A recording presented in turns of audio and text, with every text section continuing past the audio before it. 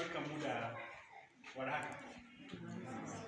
Barkanmu da wannan, muna gode wa Allah bisa ga wannan lokaci da Allah ya kawo mu, ya yi mana tsawon rayuwa har muka zo muka shaidi wannan ranar bikin a Kirsimeti, bikin murna da samuwar Yesu almasihu.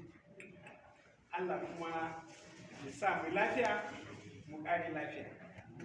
Makasudin halartar wannan wuri shine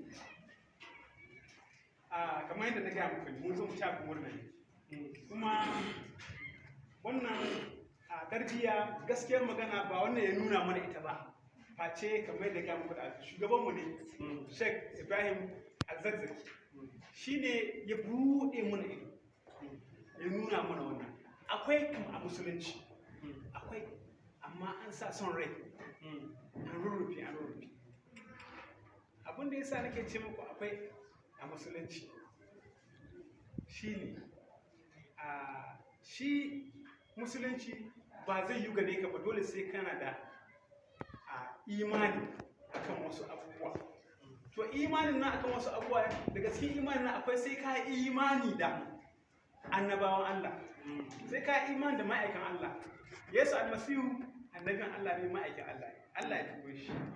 Ya zo alqur'ani chapter tana a cikin alqur'ani kai zuwan ruhin Yesu almasihu daga Allah ya ba Gabriel ya kai zuwa Mary, kuma dai da kuka ji pastor yana kan fara.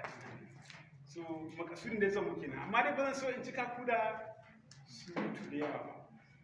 So abin da nake so in ce shine, shi Yesu almasihu, imanin ka kai musulmi ba zai cika ba sai ka yi imani da wanzan Yesu almasihu, sai ka imani da abin da ya zo da shi. Dole ne sai ka imani da shi, ka imani da abin da ya zo da shi, sannan imaninka a matsayinka musulmi ya cika imani. To yanzu kaga wasu a matsayinka na wanda ya imani da Yesu, kaga wasu suna murna da samuwar shi, to shi kenan sai ka rufe hannu koma baya? Ba za ka. In dai lalle kana son Yesu almasihu, to ka zo a yi. To shi ne dalilin da ya sa muka zo mu yi tare da ku, kuma kamar yadda muka zo na Allah ya sa mu lafiya mu kare lafiya.